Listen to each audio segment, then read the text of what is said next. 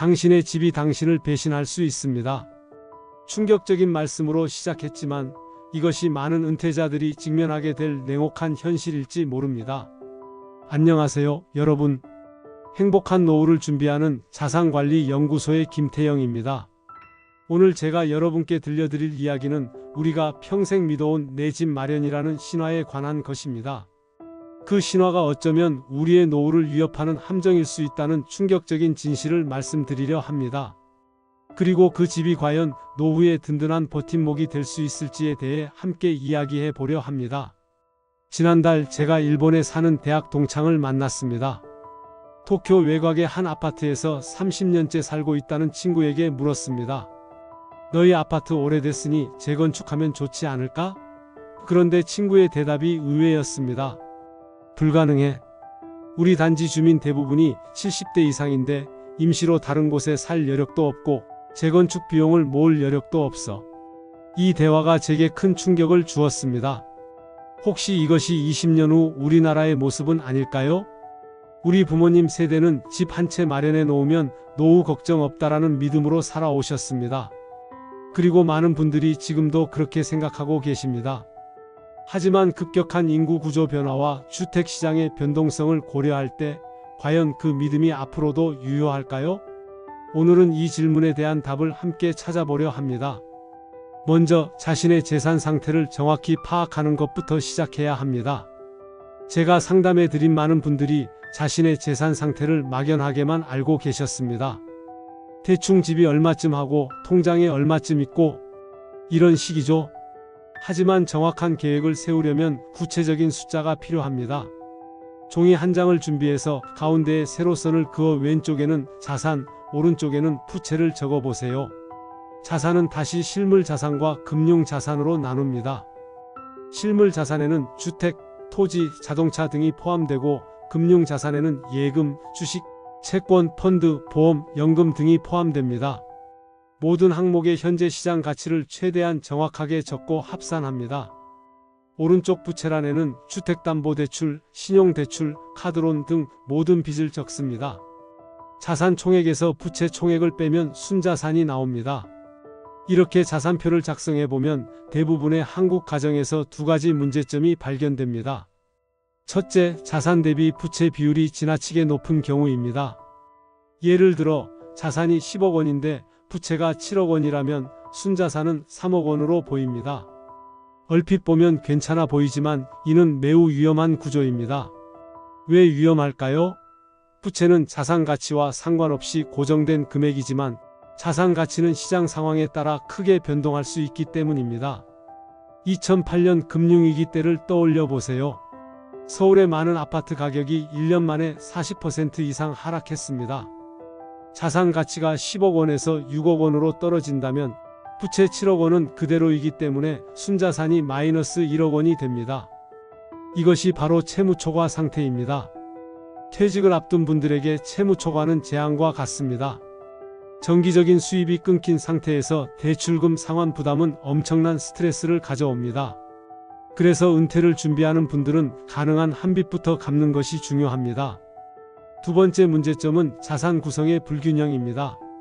한국은행의 조사에 따르면 우리나라 가구의 자산 중 부동산이 차지하는 비중이 76%에 달합니다. 반면 금융자산은 24%에 불과합니다.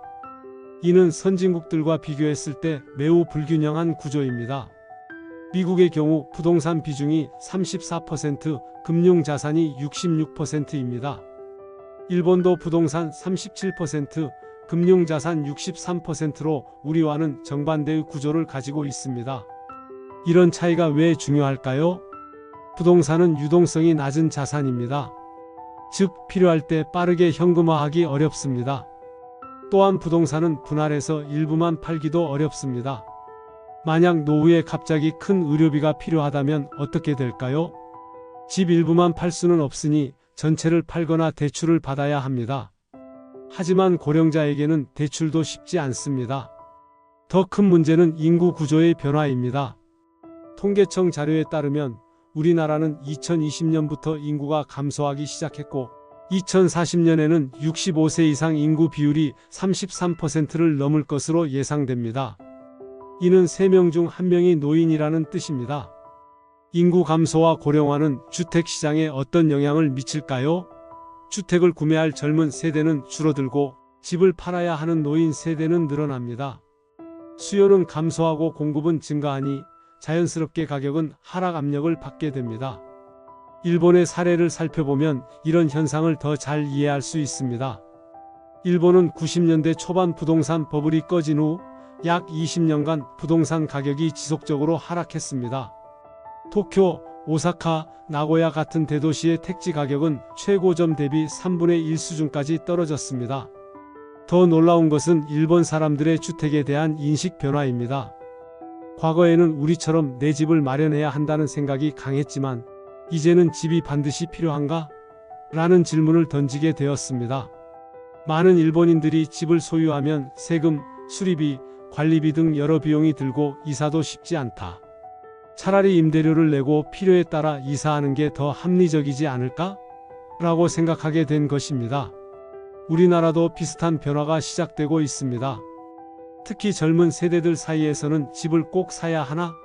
라는 질문이 자주 등장합니다. 하지만 아직도 많은 분들, 특히 중장년층은 내 집 마련을 인생의 필수 과제로 여기고 있습니다. 그렇다면 우리는 어떻게 준비해야 할까요?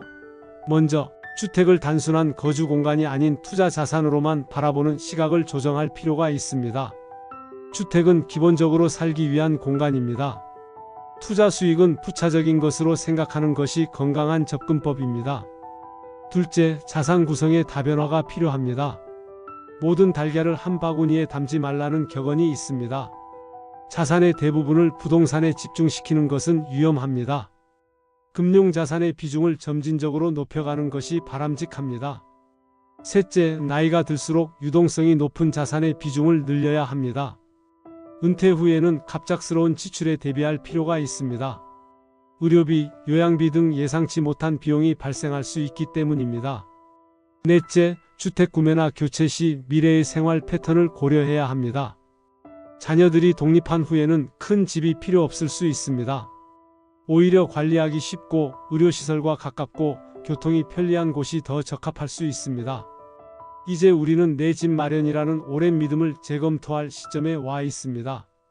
집은 분명 중요한 자산이지만 그것만으로 노후를 보장받을 수 있다는 생각은 위험할 수 있습니다.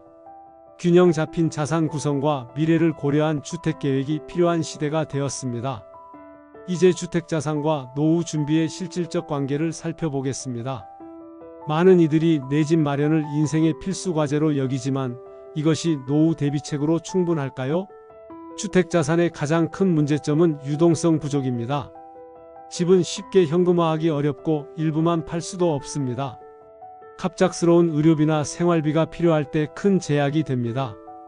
67세 김 선생님은 아파트는 12억 원짜리지만 매달 생활비가 부족해 적금을 해지하고 있어요 라고 말합니다.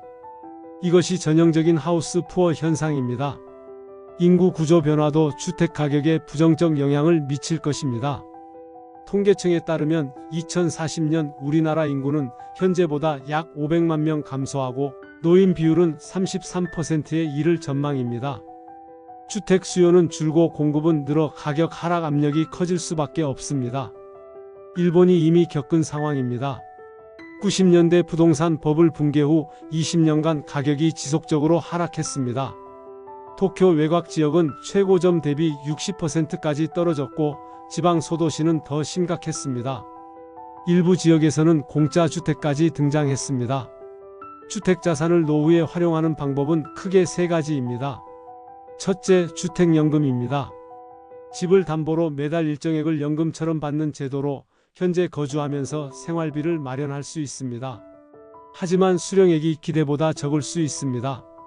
10억 원 주택에 65세에 가입해도 월 250만 원 정도로 의료비와 생활비를 모두 감당하기 어려울 수 있습니다. 둘째, 다운사이징입니다. 큰 집에서 작은 집으로 이사해 차액을 노후 자금으로 활용하는 방법입니다. 70세 박 선생님은 강남 130평 아파트를 팔고 강북 50평으로 이사했습니다. 차액 6억 원을 금융상품에 투자해 매달 200만 원 수익을 얻고 있어요. 작은 집이 관리하기도 쉽고 난방비도 적게 들어요. 다운사이징 시 고려할 점은 접근성입니다. 나이 들수록 병원, 마트, 대중교통과의 거리가 중요합니다. 또한 계단이 적고 문턱이 낮은 구조가 안전합니다. 최근에는 노인 전용 주거단지도 증가하고 있습니다. 의료 서비스와 커뮤니티 프로그램이 제공되어 편리하지만 초기 비용이 높다는 단점이 있습니다. 셋째, 임대 수익 활용입니다. 집이 크다면 일부를 임대하는 방법입니다. 69세 이 여사는 3층 단독주택의 1, 2층을 월세로 내주고 3층에 거주합니다. 매달 200만원 수입이 생기고 젊은이들과 교류하며 외롭지 않아요. 이제 금융자산의 중요성을 살펴보겠습니다. 한국은행 자료에 따르면 우리나라 가구의 자산 중 금융자산 비중은 24%에 불과합니다. 미국 66%이나 일본 63%와 비교하면 현저히 낮은 수준입니다. 금융자산이 중요한 이유는 유동성과 분산 투자가 가능하기 때문입니다. 필요할 때 일부만 현금화할 수 있고 다양한 상품의 분산 투자의 위험을 줄일 수 있습니다. 또한 국민연금만으로는 노후 생활이 어렵습니다. 국민연금공단에 따르면 평균 수령액은 월 57만원으로 기본 생활비에도 부족합니다. 금융자산을 늘리는 방법으로 3층 연금 체계를 구축해야 합니다. 첫째 층은 국민연금, 둘째 층은 퇴직연금, 셋째 층은 개인연금입니다. 특히 개인연금은 세제 혜택이 있어 유리합니다. 연금저축계좌나 개인형 퇴직연금에 연간 700만원까지 납입하면 13.5%, 50세 이상은 16.5%의 세액공제를 받을 수 있습니다. 분산 투자도 중요합니다. 나이에 따라 적절한 자산 배분이 필요합니다. 60대는 주식 30%, 채권 40%, 예금 30% 정도가 적절합니다. 70대 이상은 주식 비중을 20% 이하로 낮추는 것이 좋습니다.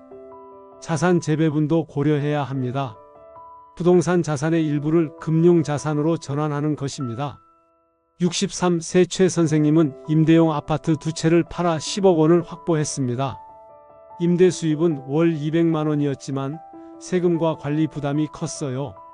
지금은 금융상품에 투자해 월 300만원 수익을 얻고 있고 관리 부담도 없어요. 상속과 증여 계획도 중요합니다. 많은 이들이 자녀에게 재산을 물려주려고 노후 준비를 소홀히 합니다.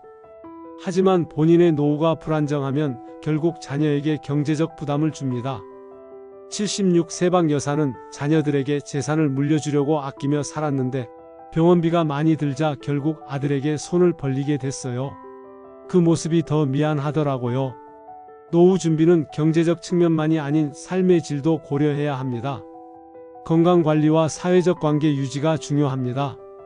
68세 김 선생님은 은퇴 후 처음에는 돈 걱정만 했는데 지금 보니 건강과 친구가 더 중요해요. 돈은 적당히 있으면 되지만 건강과 관계는 돈으로 살 수 없거든요. 지역별 부동산 시장 차이도 인식해야 합니다.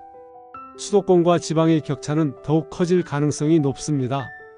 통계청 예측에 따르면 2030년까지 서울 인구는 약 10% 감소하지만 일부 지방 도시는 30% 이상 감소할 전망입니다. 이는 지방 부동산의 가치 하락 속도가 더 빠를 수 있음을 의미합니다. 결론적으로 노후 준비는 주택자산과 금융자산의 균형이 중요합니다. 내 집 마련은 여전히 중요하지만 그것만으로는 충분하지 않습니다. 인구 구조 변화와 주택시장의 불확실성을 고려할 때 금융자산의 비중을 높이고 주택자산을 효율적으로 활용하는 전략이 필요합니다. 노후는 30년 이상 지속될 수 있는 긴 여정입니다. 이 여정을 안정적으로 준비하려면 다양한 자산 구성과 유연한 전략이 필수적입니다. 주택은 중요한 자산이지만 그것만으로는 행복한 노후를 보장할 수 없습니다. 균형 잡힌 자산 관리와 미래를 고려한 주거 계획이 필요한 시대가 되었습니다. 지금까지 살펴본 내용을 종합해보면 주택 자산만으로는 안정적인 노후를 보장받기 어렵다는 결론에 도달합니다. 인구 감소와 고령화로 인해 주택 가격의 하락 가능성이 높아지고 유동성 부족 문제도 무시할 수 없기 때문입니다. 그렇다면 우리는 앞으로 어떤 준비를 해야 할까요? 무엇보다 중요한 것은 균형 잡힌 자산 구성입니다. 앞서 말씀드린 대로 우리나라 가구의 자산 중 부동산이 차지하는 비중은 76%에 달합니다. 이는 지나치게 높은 수준으로 위험 분산 측면에서 바람직하지 않습니다. 금융자산의 비중을 점진적으로 높여 최소 40% 이상으로 맞추는 것이 좋습니다. 이를 위해 자산 재구성 계획을 세워야 합니다. 갑작스러운 변화는 위험할 수 있으므로 50대부터 단계적으로 자산 구조를 개선해 나가는 것이 바람직합니다. 예를 들어 다주택자라면 일부 주택을 매각해 금융자산으로 전환하는 방안을 고려할 수 있습니다. 단, 시장 상황과 세금 문제를 고려해 신중하게 결정해야 합니다.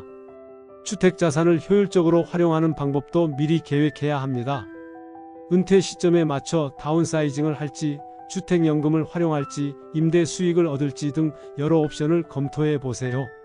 이때 본인의 건강 상태, 가족관계, 생활 방식 등을 종합적으로 고려해야 합니다. 특히 주거 환경 선택은 단순히 경제적 측면만이 아닌 삶의 질과도 밀접한 관련이 있습니다. 나이가 들수록 의료시설 접근성, 대중교통 편의성, 생활 편의시설 등이 중요해집니다. 또한 계단이 많거나 문턱이 높은 집은 노년기에 불편함을 줄 수 있으므로 이런 점들을 미리 고려해 주거 환경을 선택하는 것이 좋습니다. 최근에는 에이징 인 플레이스라는 개념이 주목받고 있습니다. 이는 익숙한 지역사회에서 계속 살면서 필요한 서비스를 받는 방식입니다. 집을 개조해 노년기에 적합하게 만들고 지역사회의 의료 및 돌봄 서비스를 활용하는 것입니다. 이를 통해 시설 입소 없이도 독립적인 생활을 오래 유지할 수 있습니다. 금융자산 구성에 있어서는 안전자산과 성장자산의 균형이 중요합니다. 나이가 들수록 안전자산의 비중을 늘리는 것이 일반적이지만 기대 수명이 늘어난 만큼 적절한 수익률도 고려해야 합니다. 60대에 은퇴하면 20년 이상 생활할 자금이 필요하므로 인플레이션을 이길 수 있는 투자 전략이 필요합니다. 또한 정기적인 현금 흐름을 확보하는 것이 중요합니다. 국민연금, 퇴직연금, 개인연금 등 매달 일정한 수입원을 마련해 생활비를 안정적으로 충당할 수 있어야 합니다.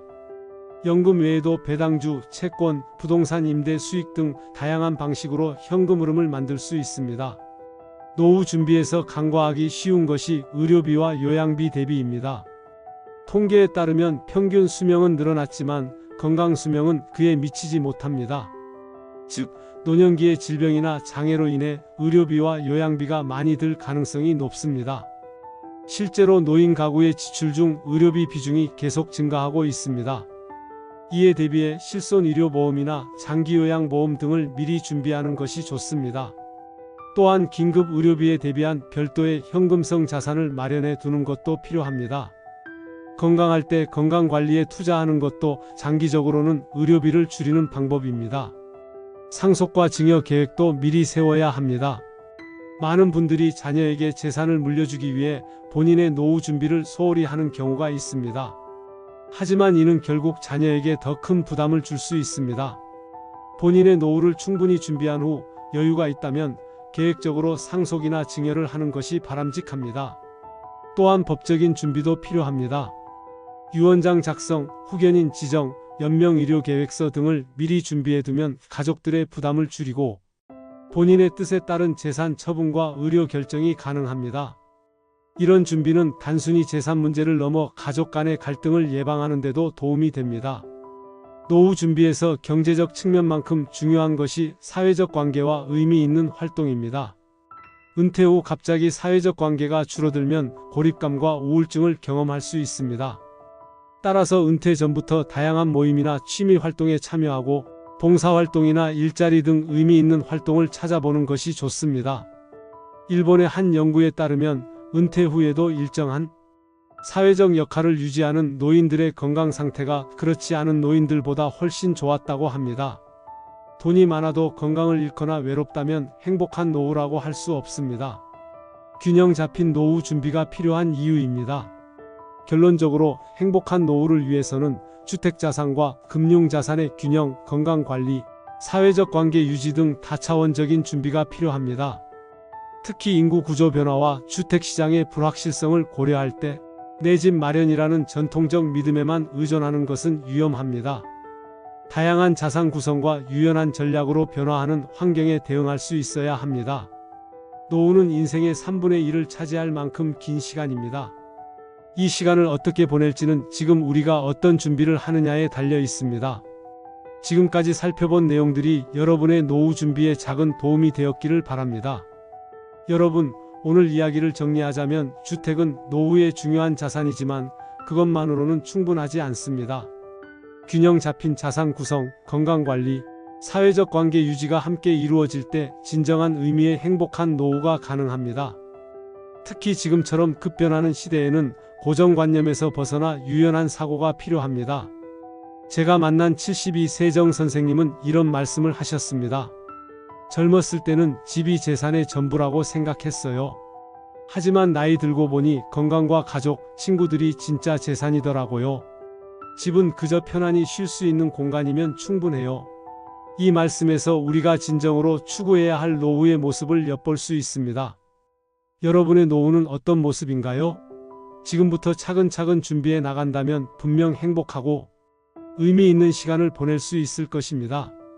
이 영상이 도움이 되셨다면 좋아요와 구독 부탁드리고 알림 설정을 해두시면 새로운 영상이 올라올 때마다 가장 먼저 만나보실 수 있습니다. 여러분의 관심 하나하나가 많은 힘이 됩니다. 행복한 노후를 함께 준비해 나가는 여정 앞으로도 계속됩니다. 감사합니다.